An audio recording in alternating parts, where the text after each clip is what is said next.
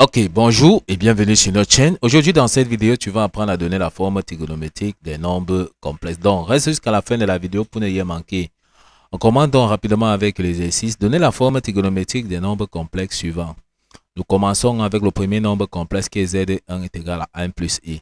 On passe donc rapidement à la correction. Donc, on va écrire z1 qui est égal à 1 plus i sur la forme trigonométrique. On rappelle que la forme trigonométrique d'un nombre complexe écrit z est égal à r facteur de cosinus θ plus i sinus θ. D'où r, c'est le module du nombre complexe et θ, c'est l'argument du nombre complexe.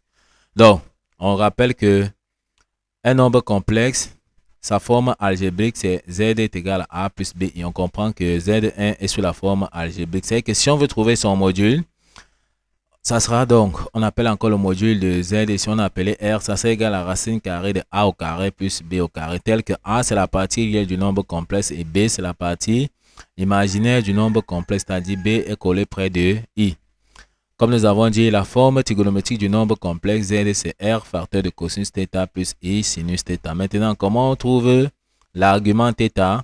On applique dans la formule cosinus θ est égal à la partie réelle, d'accord, qui est A sur le module du nombre complexe R. Sinus θ est égal à la partie imaginaire du nombre complexe B sur le module du nombre complexe R. Donc, on comprend que pour écrire Z1 sur la forme trigonométrique, il faut qu'on trouve d'abord son module et ensuite, on va trouver son argument θ.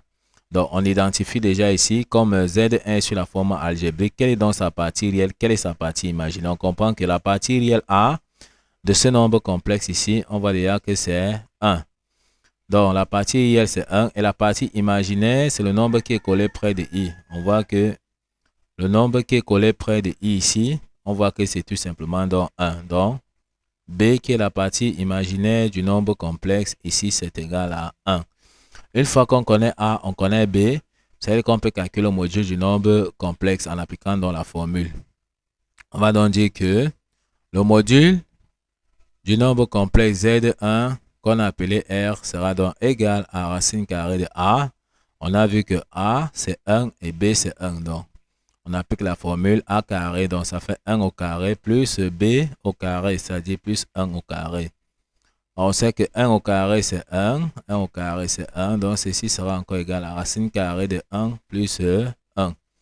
Or, 1 plus 1 c'est tout simplement donc racine carrée de 2. Donc, le module de z1 égale à r égale à racine carrée de 2. On l'a déjà trouvé dans le module r du nombre complexe z1. Tout ce qui nous reste, c'est de trouver l'argument θ du nombre complexe afin de donner sa forme trigonométrique. Comme nous avons dit, on va appliquer la formule que nous avons donnée ici, qui dit tout simplement que cosinus de θ est égal à la partie réelle du nombre complexe sur son module r. Donc, ceci sera égal à quoi? On a dans la partie réelle de notre nombre complexe ici qui est 1 et le module du nombre complexe qui est racine carrée de 2. Donc, en remplaçant, on aura donc 1 sur racine carrée de 2. Maintenant, on va chasser tout simplement dans la racine carrée au dénominateur. On multiplie le numérateur par racine carrée de 2 et le dénominateur par racine carrée de 2. Parce que racine carrée de 2 et racine carrée de 2 peuvent se simplifier et on va rester encore avec 1 sur racine carrée de 2.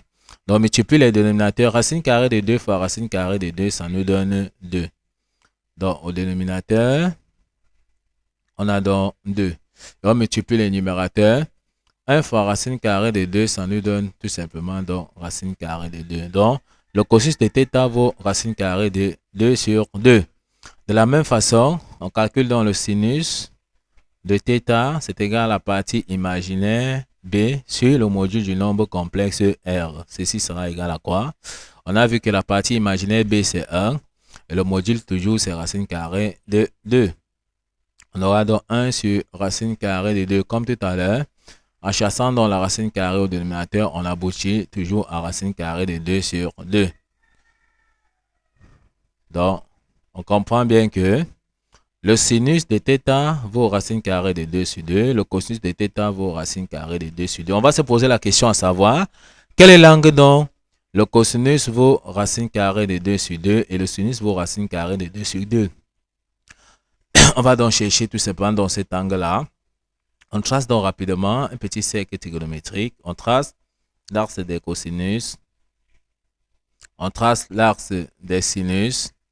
On sait que l'angle qui est ici, c'est tout simplement donc pi sur 4, qui est dans l'angle de 45 degrés. Parce que c'est le seul angle dont le cosinus vaut racine carrée de 2 sur 2 et le sinus vaut racine carrée de 2. Donc en projectant sur l'axe de x, ça nous donne racine carrée de 2 sur 2.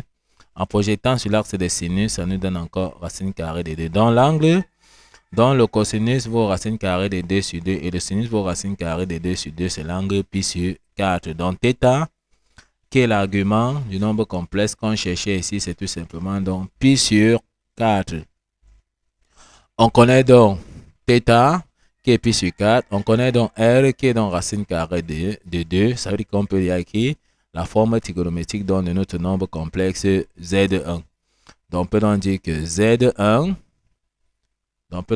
Z1, sa forme trigonométrique qu'on cherchait, c'est tout simplement donc égal à R qui est racine carrée de 2, facteur de cosinus, θ qui est pi sur 4, plus I sinus pi sur 4, c'est-à-dire sinus θ pi sur 4. On ferme donc la parenthèse, on peut donc encadrer tout simplement donc la forme trigonométrique de notre nombre complexe. On vous laisse dans le soin de trouver, de donner la forme trigonométrique des Z2, des Z3 et des Z4. Puis nous laissez vos réponses en commentaire. On va vérifier si effectivement vous avez donné la bonne réponse. Ok, nous sommes donc arrivés au terme de cette vidéo. Ne manquez pas de vous abonner à la chaîne, de liker la vidéo, de partager la vidéo aux proches et amis et d'activer dans la cloche de notification pour ne pas manquer nos prochaines vidéos. Sur ce, à bientôt.